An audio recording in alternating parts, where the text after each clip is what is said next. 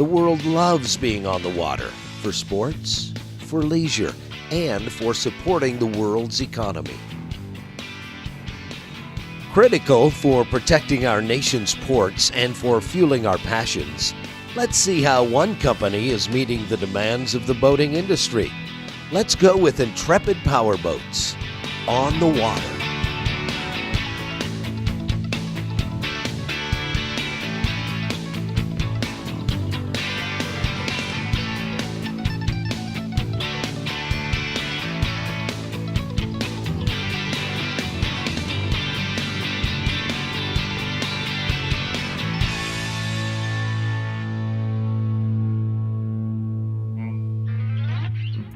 Last week, at the third leg of the Wild West Kingfish Tournament, both Intrepid-sponsored fishing teams hit the scales with kingfish to be weighed. But this tournament, like the spring tournaments, belonged to Pro Marine and Captain Jim Nassett and his crew. Seen here, checking their catch-in at the armory, it's another monster kingfish. Well, you know, Pro Marine Jim Nassett, they've got a great team. They've been together about 10 or 11 years fishing. Jim's been fishing longer than that. But, you know, they put in their time and effort. They've found a little sweet spot, a little honey hole, and it's producing very, very well for them. I mean, you know, when you work hard and you go out and put the time and effort in, sometimes you reap the benefit. He's just got a spot that is producing great, big, huge fish, and he's taking full advantage of it. 4.41, 54.41 pounds, Team Pro Marine. When a fish like this is hung on the scales in John's Pass, the crowd is pumped.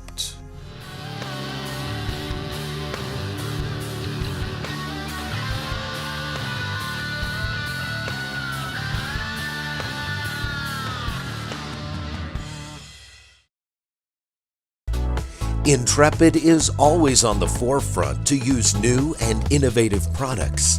This Panacea 475 console is in the wiring department, where quality is critical. This boat will be powered by Quad 400 Mercury engines and controlled by the new joystick controller. The 475 Panacea console comes over from the lamination department.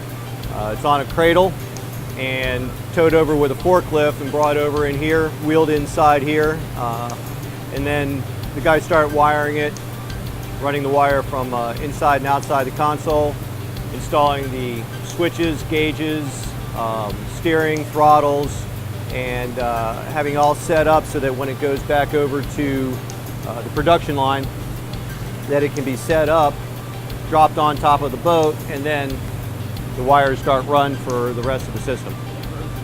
This is the first quad 350 Mercury joystick control setup, not only on a Panacea, but the first quad setup in North America. It's going to be interesting to see how she reacts and how she runs doing the joystick control with the quad engines, but I think it'll work out pretty good and give you a lot of maneuverability, being able to take basically a 47-foot boat and parallel park it any way you want. So we're in the 47 Panacea console right now, and I'm here with Ian Bagnall, who is the supervisor of the console and electrical department. He's a guy that knows this intimately, and you know, when we sit here and we look at the inside of the Panacea console, Ian, I think access for our customers is such a big deal for service after. That and one of the other concerns that they always have is, you know, electrical and salt water never mix. And what do we do to ensure that we're not going to have failures out in the field? Oh, that's very true. What we've done is we've lifted everything up inside the console. Below the console is the main fuel tank. Access to the console is through the AC/DC panel, which is on the right hand side.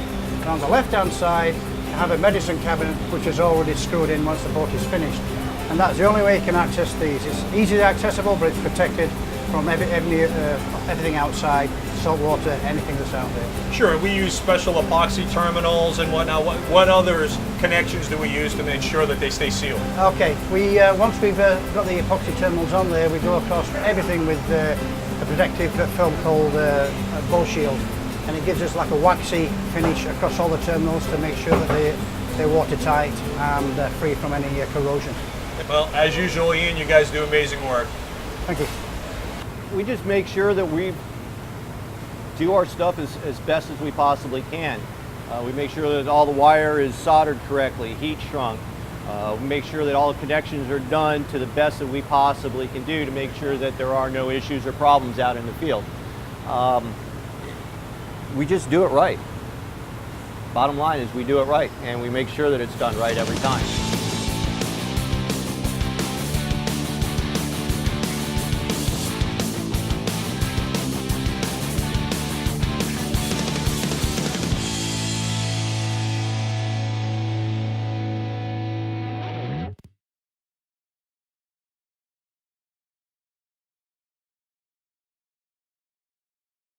This show is being brought to you by Ashland, proud manufacturer of AME premium resins and MaxGuard premium gel coats for the world's best boat builders.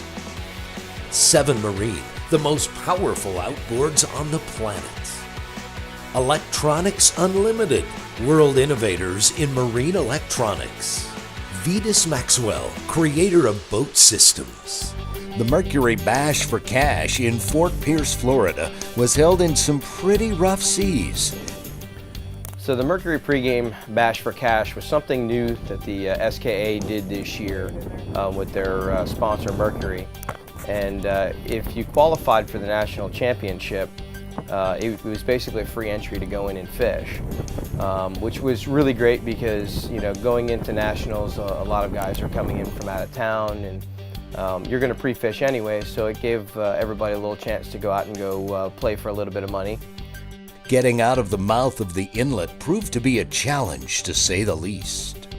And once they said, let's go fishing, it's a boat race to get to the spot. Now, it's a little interesting going out the inlet that we went out of, because there was still a large offshore roll coming in with an outgoing tide. So we had 12-foot seas out there when we fished on Wednesday, and with the outgoing tide, it lumped the inlet up to about 16 feet. So getting out was a little bit of a challenge. Once we were able to clear those big rollers and head right to get down the beach, we had a much smoother ride. Fishing on the east coast of Florida puts you in Sailfish Alley. And even though you're in a kingfish tournament, when you hook a sailfish, it's a fight you will never forget. Team Old School's angler Morgan Keene has never hooked a sailfish before, and the team took the time to let him experience seeing this nice fish walk on the water. We actually got my first sailfish. I got to catch that one as well. I was very fortunate to grab the rod because that was my first billfish ever. Oh, it was crazy. It walked for miles, and I'm fighting it this way, and all of a sudden it starts tail walking on the left side of the boat, and had to turn and catch up to it real quick. It was a very cool fight. I was ready to not even worry about the nationals and just go put out baits for sailfish, catch a couple more. It was amazing. Yeah, we left Sunday morning prior to nationals to get ourselves together, to get our boat in the water, start catching bait. Unfortunately, when we got there Sunday, the wind was blowing about 35 knots. Very unfavorable wind conditions yet again.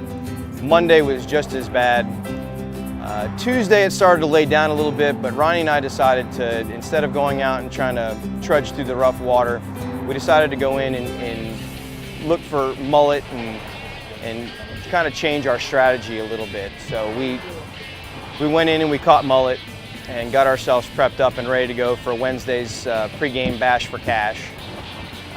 We went out and fished the beach, kind of do what we do. We're really good fishing on the beach, so we went out and we had a lot of fun. We fished our first spot and kept getting knocked down by sailfish.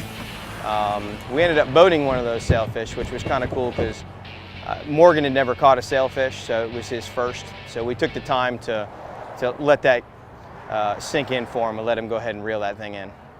Yeah, anytime you get a sailfish that jumps out, starts walking on the top of the water, and it's just such an adrenaline rush when you catch one of those kind of fish. Generally, we would have probably broken it off because we're really not targeting that species. And again, it's all business when it comes down to kingfishing. But with it being his first time, we figured we'd go ahead and take that little bit of time. That was so funny. You know, when we were out there, we were getting knocked down and they were stripping bait, and you could tell the way they were hitting the baits. They had to be sailfish. So we changed up a rig, put a bait, because my son's been bugging me forever and ever and a day because he's never caught a billfish or a sailfish. So we rigged up a new bait, kind of did it the way sailfish like to eat, stuck it out, and the sailfish that he caught was about 80 pounds. So great first fish, ran all over the ocean, ran 350, 400 yards, and made circles around the boat. We just had a great time. The best part was watching him. He was just so excited, you know, that he got the fish to the boat, so it was cool. The team got it in the boat, took a few pictures, and took time to revive it in order to release it properly. This fish will grow up to challenge another angler on a different day.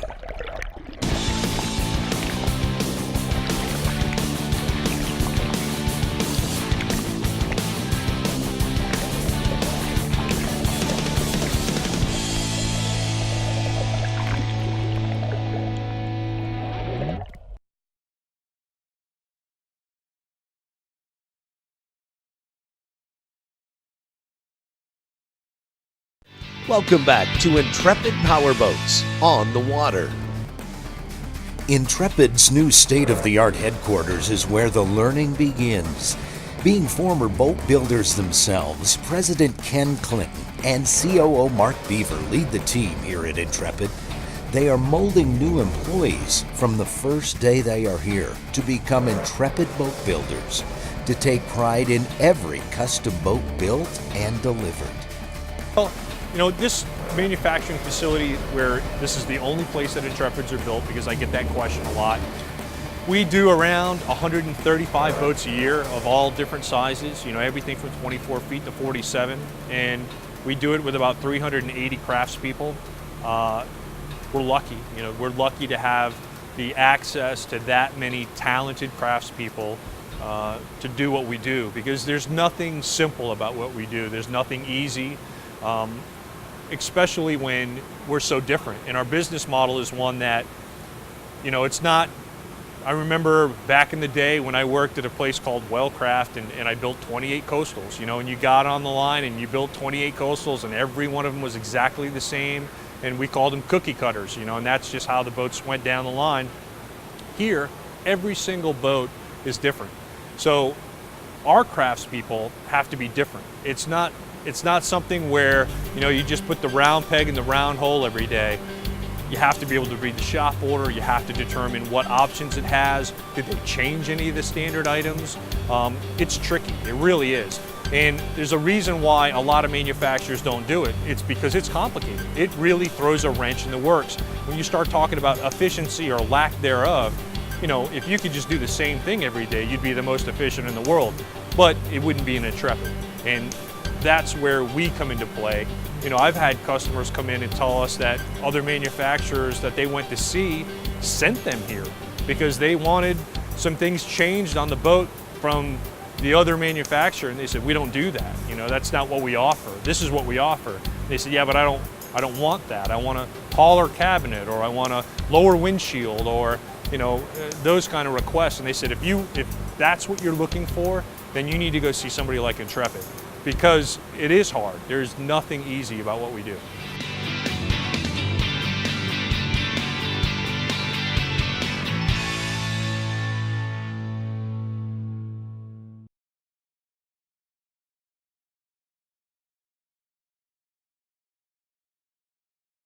This show has been brought to you by Langer Krell, Florida's longest running marine electronics dealer for over 45 years.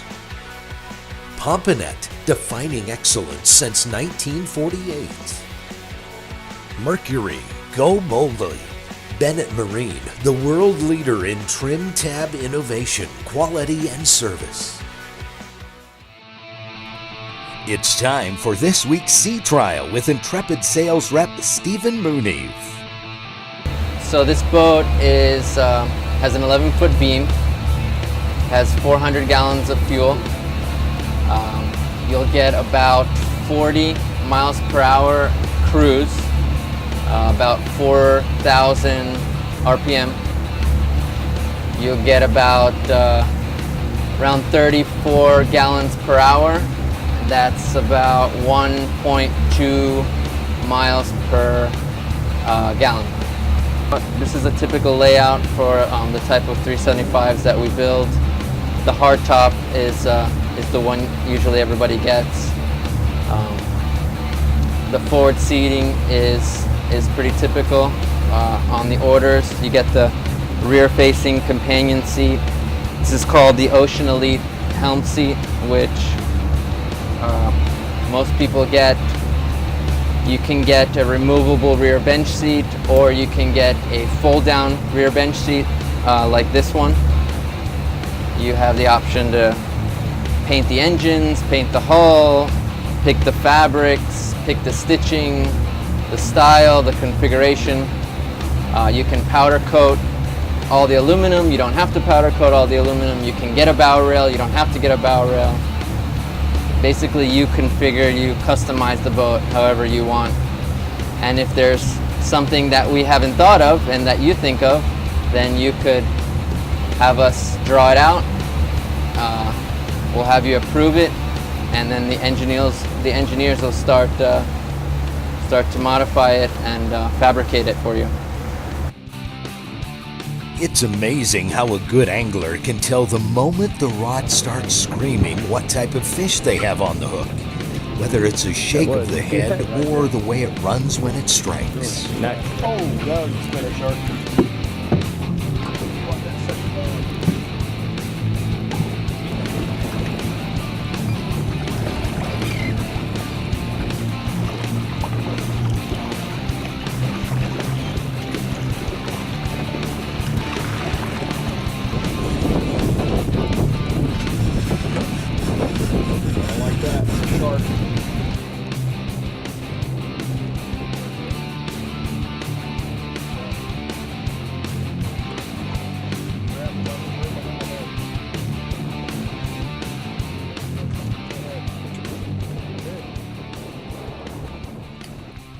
Team Old School worked their strength and fished close to the shore, landing a really nice kingfish, putting them among the top anglers in the Mercury Bash for Cash.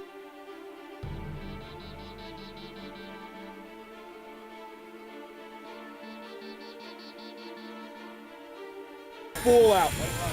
Oh, he's going. Start reeling on him, bait.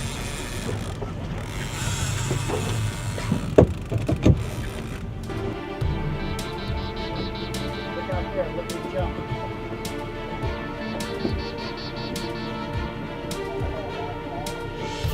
When you catch a big fish, it's hard not to get excited. You know, you just want to be happy about it. It makes it fun. Yeah, get the bait open. There he is. He's running. You film, I got this. You film, I got this. Just saying.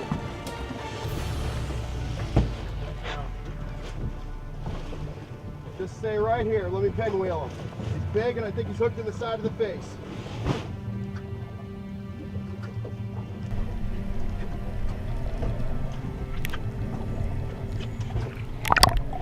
Oh, he's huge. Hold on.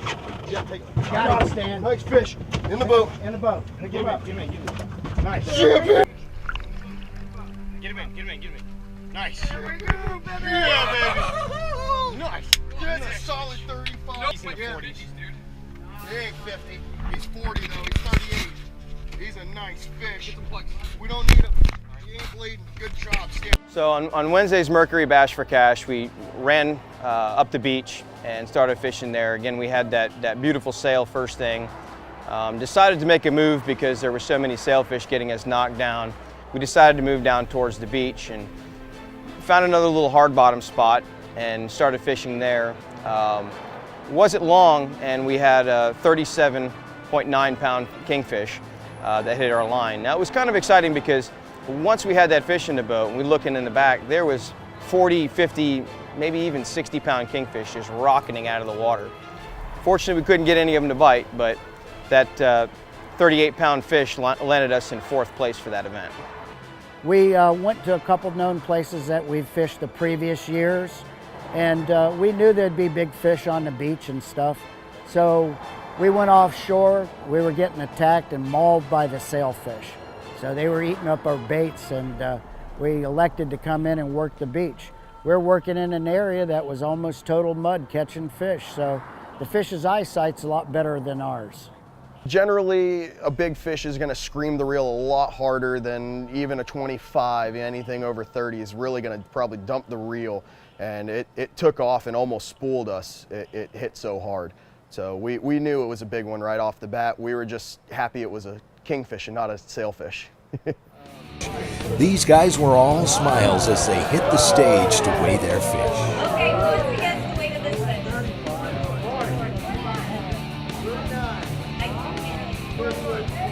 Yay! 37.90. Nice job, guys. Don't forget to sign your waist slip, please. Next week on Intrepid Powerboats, we're back in Fort Pierce, Florida for the SKA Nationals. Team Old School is feeling really good after their success early in the week. The weather forecast is looking better, and it should be a great tournament.